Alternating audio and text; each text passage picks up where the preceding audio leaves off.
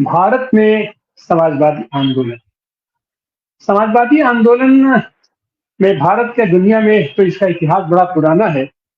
और ये कहा जाता है, जो मान के चलते हैं कि समाजवाद तो प्रचलित था, लेकिन उसको एक वैज्ञानिक रूप दिया कार्ल मार्क्स ने। लेकिन भारतीय संदर्भ में भारत की धरती पर समाजवादी परंपरा, समाजवादी धारा और खास करके समाजवादी आंदोलन का विस्तार जब हम देखते हैं, तो ये स्वाधीनता आंदोलन में तो एक बड़ी पार्टी के रूप में लड़ने के लिए कांग्रेस का गठन किया गया। कांग्रेस एक प्लेटफॉर्म बनी और उस पर तमाम विचारधारा के लोग वहां जाकर के एक ही लक्ष्य था सबका कि किस तरीके से इस दमकारी राज सत्ता को परास्त किया जाए, उसको उखाड़ा जाए। सब लोग उसमें जुटे हुए थे। लेकिन जैसे जैसे आंदोलन आगे बढ़ता है, तो फिर उसमें वैचारिक आंदोलन भी धीरे धीरे आकार लेता है। और कांग्रेस के अंदर ही खास करके दो धाराएं, तीन धाराएं फूटती हैं। एक तो वामपंथियों की धारा फूटती है, कम्युनिस्ट पार्टी की स्थापना होती है 1919 में, 1925 में उसका कम्युनिस्ट पार्टी की स्थापना होती है उसी में। और उसी में से फिर फूटती है कांग्रेस सोशलिस्ट पार्टी, जिसका गठन होता है 17 मई 1934 को अंजुमन इस्लामिया हॉल में। 100 लोग मिलकर के इकट्ठा करते हैं और एक पार्टी बनाते हैं, समाजवादी पार्टी बनाते हैं, कांग्रेस सोशलिस्ट पार्टी बनाते हैं, जो कांग्रेस के अंदर ही रह करके एक तरीके से काम करती है। लेकिन ये था कि ये मान चला जाता था कि कांग्रेस तो प्लेटफॉर्म है, उसमें तरह तरह के लोग हैं, राष्ट्रवादी भी हैं, सांप्रदायिक भी हैं, सब लोग मिलकर इकट्ठा करते हैं। और ये आवश्यकता महसूस की कि नहीं, स्वाधीनता मिलने के बाद भी देश का विकास कैसे हो, समतावादी समाज की स्थापना की तरफ हम कैसे बढ़ेंगे, समाजवादी समाज की स्थापना की तरफ हम कैसे बढ़ेंगे। उसमें खास करके दो धाराएं निकली, एक वामपंथियों की धारा निकली और एक समाजवादियों की धारा निकली। और फिर वो समाजवादी आंदोलन के आज 90 साल हो रहे हैं।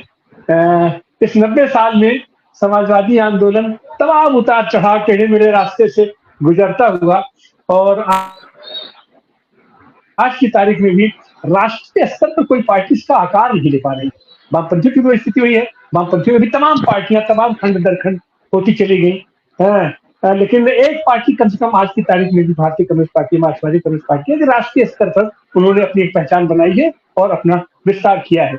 वही समाजवादी लोग हैं, समाजवादी लोग भी हैं पूरे अपना पूरे देश में है, लेकिन उनका कोई एकीकृत रूप नहीं बन पा रहा है, नहीं बन पाया है। और जब भी उनका समुच्चय होता है तो एक बड़ा आंदोलन बनता है और एक आंदोलन की वो शक्ल लेते हैं। लेकिन संसदीय राजनीति में जिस तरीके की एकजुटता होना चाहिए और राष्ट्रीय स्तर पर उसका प्रभाव होना चाहिए, वो नहीं बन पाया है।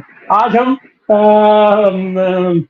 अपने सारे समाजवादी साथियों को एक तो बधाई देते हैं, उनके प्रति शुभकामनाएं देते हैं कि आज के ही दिन वो कम से कम समाजवादी आंदोलन का ये जो 90 साल बीता है, इसकी क्या स्थिति परिस्थिति रही है, कैसे इसकी यात्रा चली है, उस पर हम चर्चा करने के लिए आज अपने बहुजन संवाद में आपके सामने इकट्ठा हुए हैं।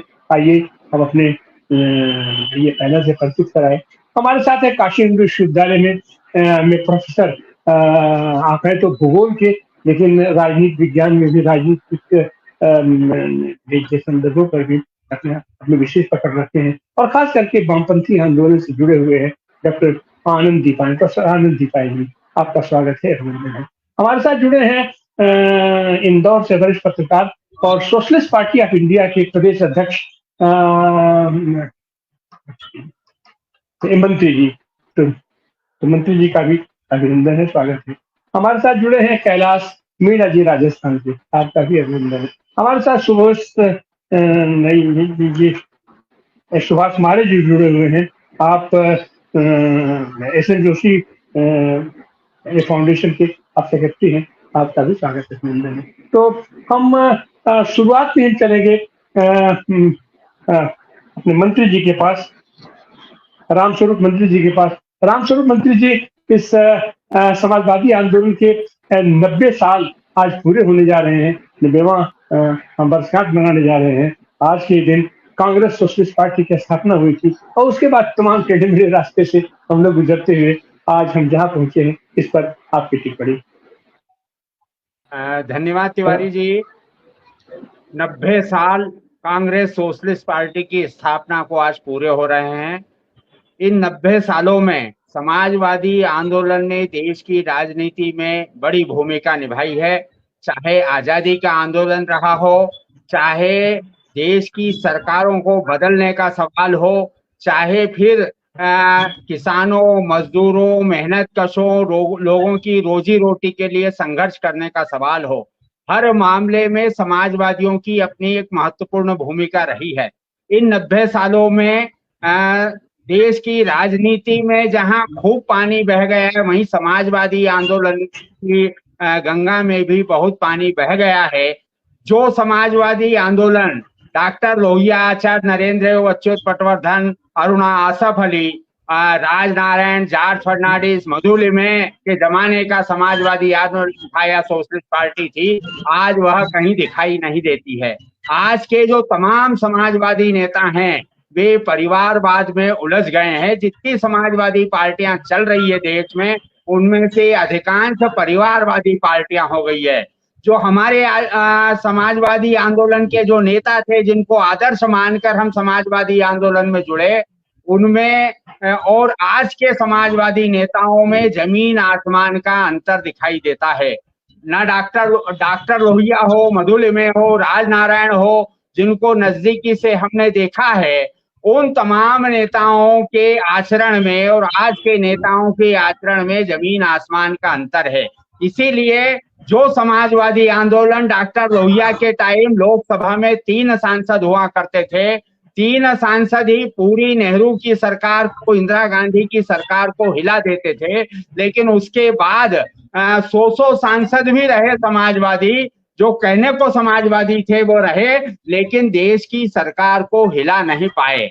डॉक्टर लोहिया ऐसे एकमात्र नेता थे जिन्होंने जो कहा वह करने का काम किया। जब उन्होंने नारा दिया अंग्रेजी हटाओ का, तो न भीड़ नहीं देखी पीछे और अकेले ही चल पड़े माइलस्टोन को पोतने के लिए, मील के पत्थरों को पोतने के लिए। और वह आंदोलन इतना बड़ा आंदोलन हुआ कि भाषाई आंदोलन के बीच में अंग्रेजी हटाओ आंदोलन का एक बड़ा मौका रहा। लेकिन आज जब हम 90 साल पूरे कर रहे हैं कांग्रेस सोशलिस्ट पार्टी के, तो उस कांग्रेस सोशलिस्ट पार्टी जिसकी स्थापना पटना में हुई थी और वे तमाम बड़े नेता, 100 से ज्यादा नेता इकट्ठा हुए थे और उन्होंने कांग्रेस सोशलिस्ट पार्टी की स्थापना की थी। उन्होंने जो उद्देश्य रखा था वह उद्देश्य आज कहाँ गुम हो गया है, ये तमाम समाजवादी आंदोलन से जुड़े हुए नेताओं और कार्यकर्ताओं को सोचना चाहिए।